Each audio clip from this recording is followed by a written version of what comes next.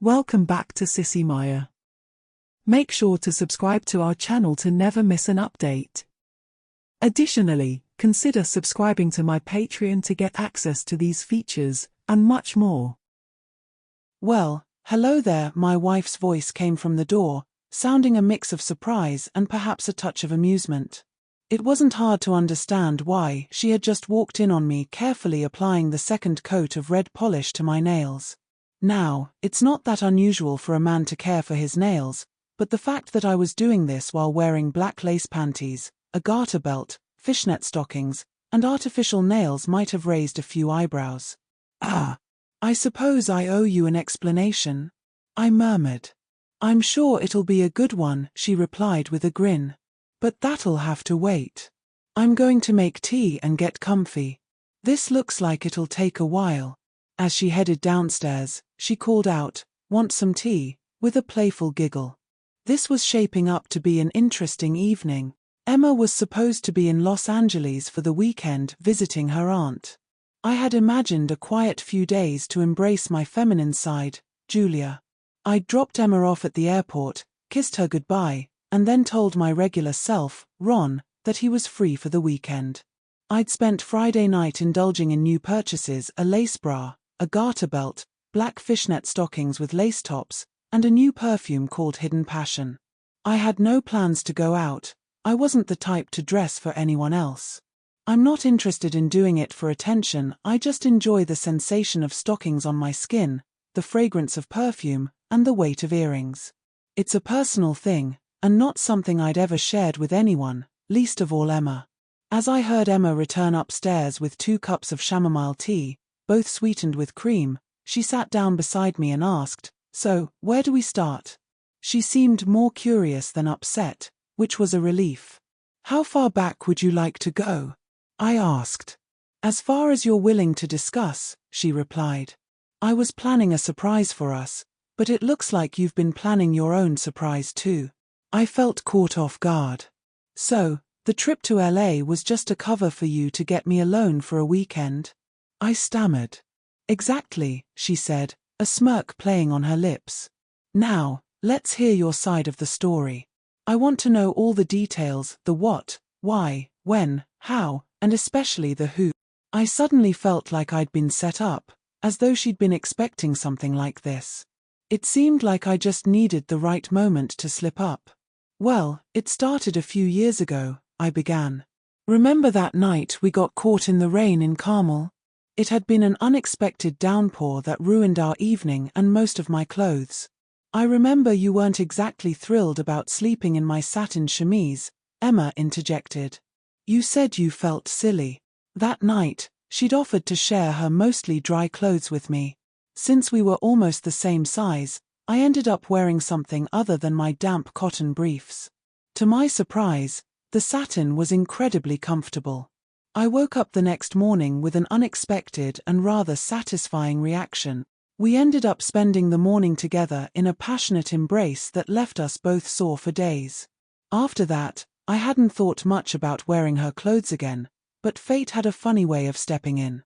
One day, with no clean laundry and Emma away on business, I found myself reaching for her things. I had first tried on a pair of Emma's microfiber underwear in a pinch, and was immediately hooked. They were so much softer than my usual cotton briefs, and I couldn't imagine going back. Whenever we went shopping together, I'd ask her to buy a few pairs each month. I started stocking up quietly. I guess I was naive to think she hadn't figured it out, but my use of cotton underwear dropped significantly. Sure, I still tossed them into the laundry now and then to throw her off, but it wasn't much of a cover-up. Eventually, I got bolder, I continued. I started buying some lace items online and having them shipped to my office downtown. The next step felt even more intimidating.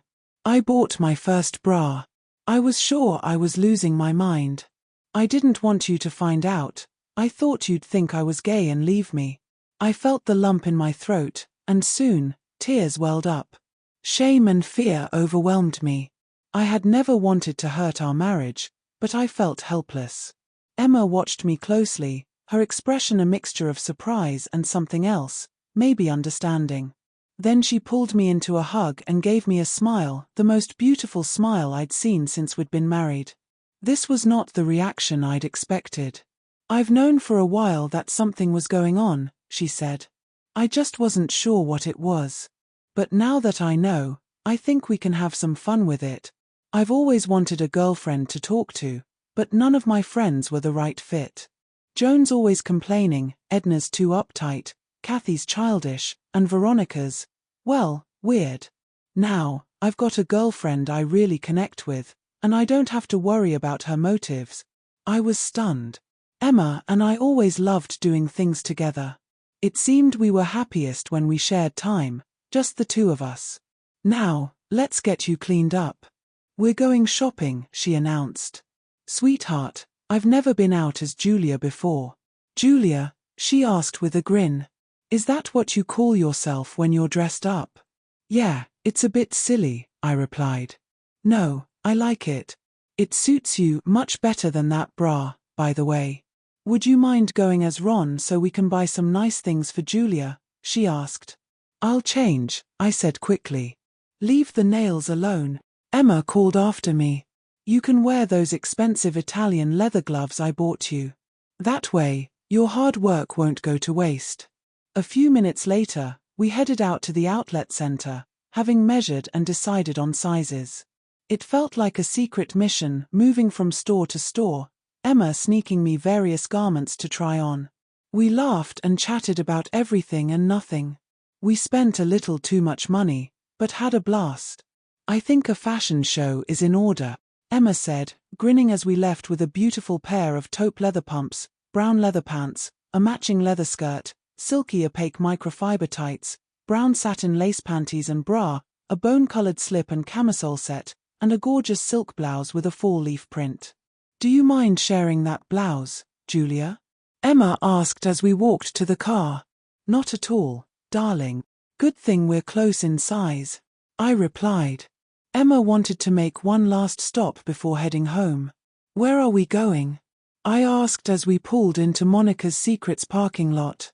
"You'll see," Emma beamed, pulling me toward the entrance. "Hey, you two. It's been too long." Monica greeted us with a hug. "Monica, I need to talk to you," Emma said, dragging her away by the elbow. "No, really?" I overheard Monica exclaim. "Well, we can get him sorted out in no time," Monica returned, smiling. "Ron, you're not the first guy to blur the lines here. Most of my best customers are men shopping for both themselves and their partners." She motioned for me to follow her. "Come with me. Let's get you set up in the fitting room." She led me to the largest fitting room, about the size of a phone booth. "Stay there, I'll bring you some things to try on." Before I could even process what was happening, Monica returned with black lucite platform heels, lacy black stockings, and one of those stretchy all-in-one garments that helped smooth everything out. "You can't damage it, so feel free to tug and pull as much as you need," Monica said. "Slip these into the cups of the bra," she added, pushing a box under the door. Chest forms. I had seen them online, but never had the courage to order them. They were the high-quality ones, with a realistic pointer and a soft flat back. "What size am I going to be?" I asked. 44C, Monica replied. "It's a nice shape, nothing too much, just enough." "We don't want Emma feeling competitive," she giggled. "Now, slip this over yourself and come out so we can get a look." She tossed a black satin slip over the door. "Hold on," I exclaimed. "I'm not ready for a coming-out moment.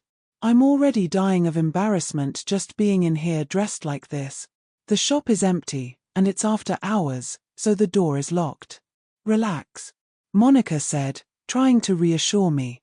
"All right, but there'd better not be anyone else around," I insisted. "We're totally alone," Emma called out. "Besides, I don't want to share you with anyone." "What about me?" Monica chimed in. "You're the only one," Emma responded. Reluctantly, I stepped out of the safety of the changing room, only to be met with two sets of discerning eyes. "She could use a little more curve in the hips," Monica commented. "Yeah, and a smaller waist wouldn't hurt, and that hair." Emma added with a laugh. That's got to go, she declared. I have a collection of human hair wigs you can check out later, Monica suggested. I agree about the waist, Emma continued. What about the hips? Definitely, she answered. I felt like a mix of an art piece and a mannequin. Do you have any clip-on earrings? She asked. We left the store with everything I was wearing and a few pairs of earrings and necklaces. Hurry back, Monica called as we left. Oh, I almost forgot, Emma said, running back into the store. I brought the car around, picking up Emma along with one more package. You'll need something nice to sleep in, she said as she climbed into the car. The rest of the evening was a whirlwind of trying on outfits, chatting, and generally having a blast. This is so much fun, Emma exclaimed. I should have thought of this years ago.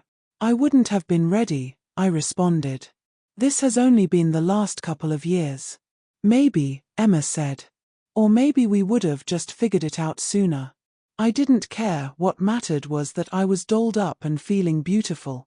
That night, we shared an intimate moment, and Emma explained in more detail than ever before what it felt like from a woman's perspective. As for the other package, well, let's just say it was the most stunning gown I'd ever seen. We reserve it for special occasions when we both need a little pampering, which, fortunately, happens fairly often.